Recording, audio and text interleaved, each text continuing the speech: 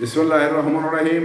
সংগ্রামী সকল ফেসবুক ভাই বোন বন্ধু, বাংলাদেশের বাইরে এই ভিডিওটি যারা দেখবেন, আমার পক্ষ থেকে জানাই সংগ্রামী সালাম, আসসালামু আলাইকুম। সংগ্রামী উপস্থিতি, আওয়ামী লীগ বিভিন্নভাবে পালিয়ে 5ই আগস্টের পরে বিভিন্নভাবে পালিয়ে যাওয়ার পরে বিভিন্নভাবে কথাবার্তা বলছেন, বিভিন্নভাবে কখন সেনাবাহিনী কথা বলছেন তার কথাতে তারা খুশি হচ্ছে এবং উপদেষ্টা যখন কথা বলছেন তার কথাতে বেজার হচ্ছে। আওয়ামী লীগের মিশন কি? আগামীতে আওয়ামী লীগের মিশন কি? আওয়ামী লীগ কি করতে চায় আর আওয়ামী লীগ কি করে গেছে, এই তো বিষয়গুলো।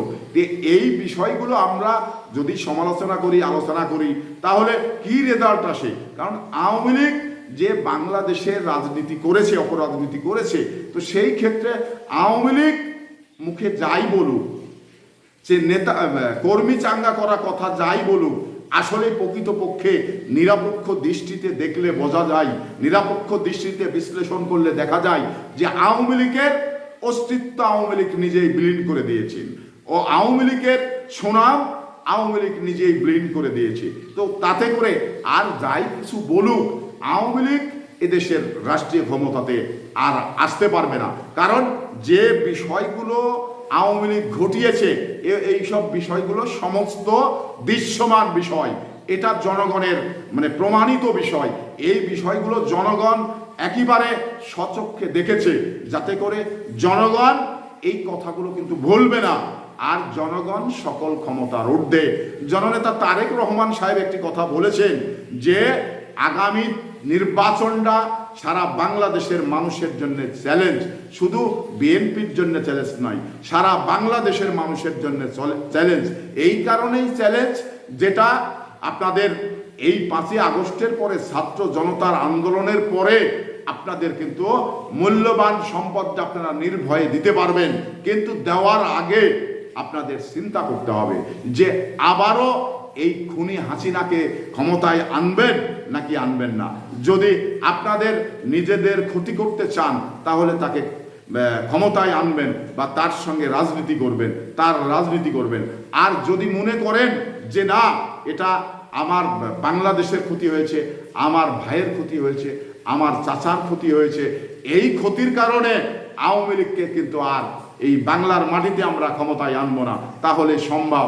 কারণ জনগণের হাতে যখন ক্ষমতা যায়, তখন কিন্তু জনগণ তার ইচ্ছার প্রতিফলন ঘটাতে পারে এবং তার ভালোবাসার প্রতিফলন ঘটাতে পারে। তো সেই জায়গা থেকে আমি বাংলাদেশের নাগরিক যারা রয়েছেন, ভোটার যারা রয়েছেন, তাদের দৃষ্টি আকর্ষণ করতে চাই। কারণ আপনারা নির্বাচন হয়তো আজ হচ্ছে না, 6 মাস পরে হবে, না হলে 1 বছর পরে হবে, অন্তত আপনাদের উপযুক্ত সময় এদেশের মানুষ করে দিয়েছে, এদেশের ছাত্র জনতা করে দিয়েছে, এদেশের বিরোধী দলগুলো আপনাদের সুযোগ করে দিয়েছে। এই সুযোগটা আপনারা অবহেলায় হারিয়ে দেওয়ার চেষ্টা করবেন না। কারণ এই সুযোগটা বাংলাদেশের নাগরিক হিসাবে আমাদের ধরে রাখতে হবে। কারণ ধরে রাখলে আর নির্বাচনের যখন সময় আসবে, তার আগে জনগণের আর জীবন দিতে হবে না এই কেয়ারটেকার সরকারের জন্যে। তো এই ধারাবাহিকতা আমাদের অব্যাহত রেখেই আমাদের পছন্দের প্রার্থীকে আমরা ভোট দিব এবং পছন্দের দলকে আমরা ক্ষমতায় আনব। যে দল ক্ষমতায় এনে দেশের লুটপাট করবে না, খুন খারাপি করবে না, মানুষের ভোট ডাকাতি করবে না, সেই দলকেই কিন্তু আমরা আমাদের ক্ষমতায় আনতে হবে। কারণ এই আবারও যদি এই আওয়ামী লীগ খুনি সন্ত্রাসী দলকে আমরা ক্ষমতায় আনি, তাহলে এদেশের মানুষের আবার একটি বোকামি করা হবে।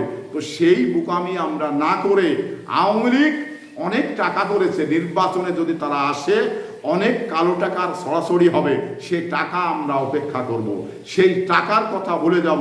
কারণ আমার ভাইয়ের রক্তের দাগ কিন্তু আমাদের এখনো শুকায়নি। তাহলে সেই আবেগ অনুভূতি আমাদের ভিতরে কাজ করছে। তো সেই আবেগ অনুভূতি যখন কাজ করছে, তাহলে টাকার দিকে আমাদের তো লক্ষ্য করার সুযোগ নেই, খুনির দিকে তো আমাদের লক্ষ্য করার সুযোগ নেই।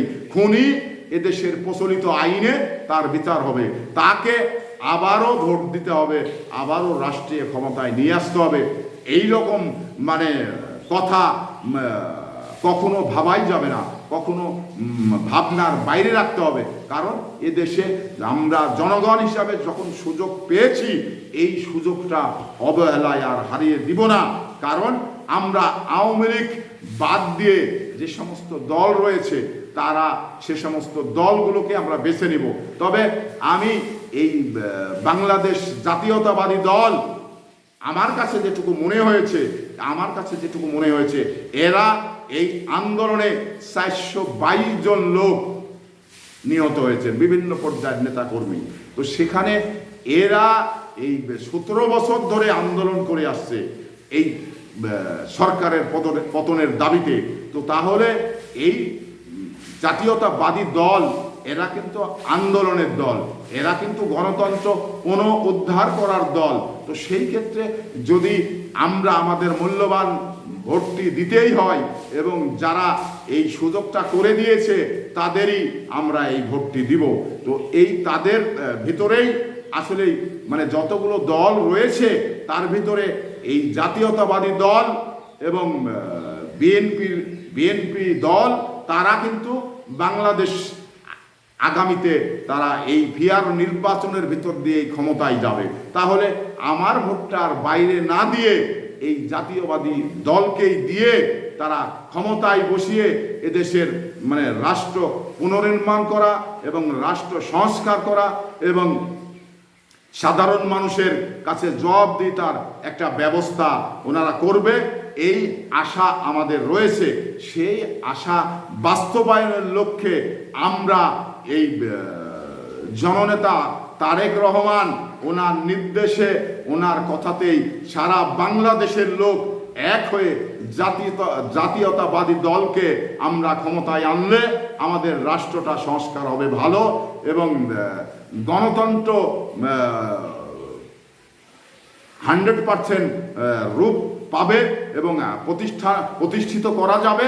তো সেই ক্ষেত্রে আমরা এই জাতীয়তাবাদী দলকেই আগামীতে ক্ষমতায় আনতে চাই, এই আশা ব্যক্ত করে বিদায় নিচ্ছি। আসসালামু আলাইকুম।